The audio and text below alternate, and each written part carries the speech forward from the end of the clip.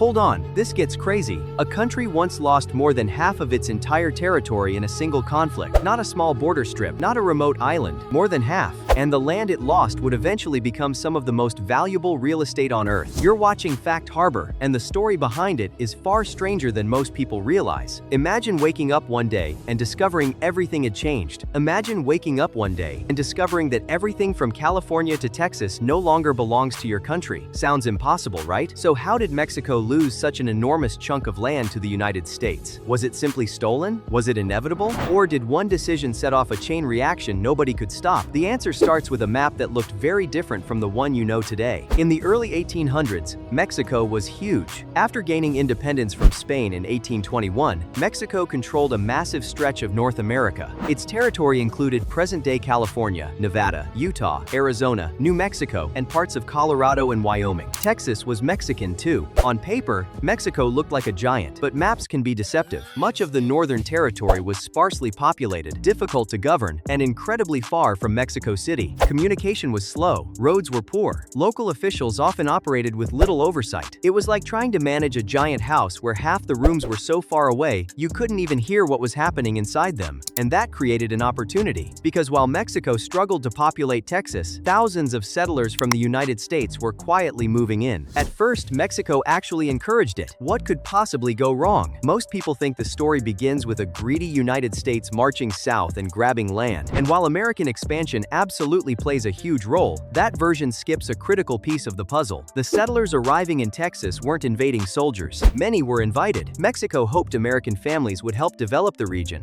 strengthen the frontier, and create economic growth. One of the most famous figures involved was Stephen F. Austin, who helped bring hundreds of settlers into Texas. At first, things seemed manageable, but the population of American settlers grew rapidly. Soon they vastly outnumbered many Mexican residents in parts of Texas. Cultural differences began creating tension. Laws were disputed. Political arguments intensified. Then something happened that changed everything. Texas decided it didn't want to be part of Mexico anymore. In 1836, after a series of clashes, Texas declared independence from Mexico. You probably know one of the most famous moments, Battle of the Alamo. The battle became legendary in American history, but it was only one chapter in a much larger conflict. Later that year, Texan forces captured Mexican leader Antonio Lopez de Santa Anna and secured Texas's independence. Mexico never fully accepted losing Texas. For nearly a decade, Texas existed as its own republic. So here's the real question. If Texas was already gone, how did the United States end up with all that other land too? That's where things accelerate fast. In 1845, the United States annexed Texas. Mexico viewed this as a direct provocation, but there was an even bigger problem. Nobody agreed on where Texas actually ended. The United States claimed the border was the Rio Grande. Mexico insisted it was farther north at the Nueces River. That disputed territory became a ticking time bomb. When U.S. President James K. Polk sent troops into the contested area, fighting broke out. In 1846, the Mexican-American War began. Now think about the situation. The United States had a larger economy, a growing population, and stronger industrial capacity. Mexico was dealing with political instability, financial troubles, and internal divisions. The war lasted about 2 years. American forces pushed deeper into Mexican territory. Eventually, U.S. troops even occupied Mexico City itself. At that point, the outcome was becoming impossible to ignore, but the final deal would reshape North America forever. In 1848, the two countries signed the Treaty of Guadalupe Hidalgo.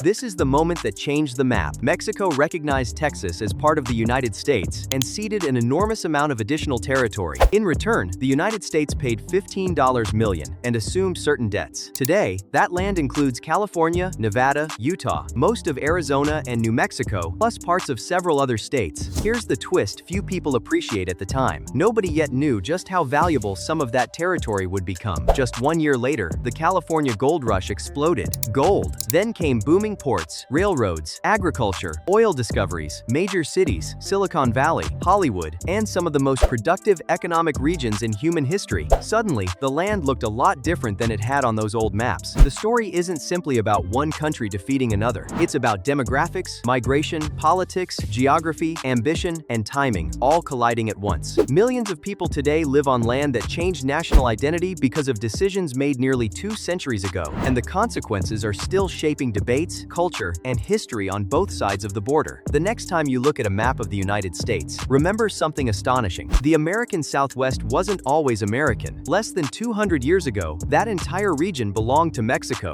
Then a revolution, a border dispute, a war, and a treaty redrew the continent. One signature on a document helped create the modern map of North America. And if your brain just quietly said, "Wait, California used to be Mexico?" then subscribe to Fact Harbor. Your curiosity clearly refuses to stay in its lane, because sometimes the biggest changes in history aren't hidden in ancient ruins. They're hiding in plain sight on the map hanging right in front of you.